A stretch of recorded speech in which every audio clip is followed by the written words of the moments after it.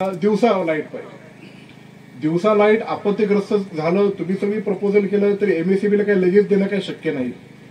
म्हणून त्याला काय मार्ग काढायचा, तर सोलर पॉवर प्लांट्स असे प्रोजेक्ट आपण काही गावांमध्ये उभं करण्याचं काम पण हाती घेतलेलं आहे. या जिल्ह्याचे पालकमंत्री अजितदादा पवार साहेबांनी क्रांतिकारी निर्णय घेतला आणि त्यानंतर आपल्या तालुक्यातल्या बऱ्याचशा गावांमध्ये सोलर पॉवर प्लांट्स उभं करण्याचं काम आपण हाती घेतलंय.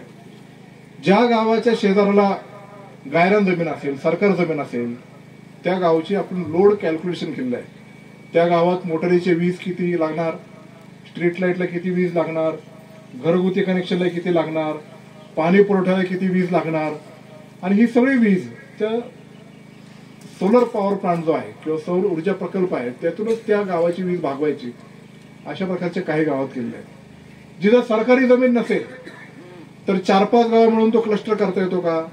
काही गावांमध्ये तसा प्रयोग करतो. जिथे सरकारी जमीनच नसेल तर खाजगी जमीन भाडे तत्वावर घेऊन तिथं उभं करू शकतो का? अशा काही गावांमध्ये पण एक पुढचं पाऊल टाकून ते जमीन अधिग्रहण करून त्याचं भाडे तत्वावर ते शेतकऱ्यांना पण ते लाभ देण्याचं आपण काम करतो. म्हणून दिवसा वीज मिळणं हे, मी जरी आता आमदार होतो, आता शरद सोनवणे जरी आमदार असले तरी त्यांना ते करणं शक्य नाही जोपर्यंत हे सौर ऊर्जा प्रकल्प उभं राहत नाही.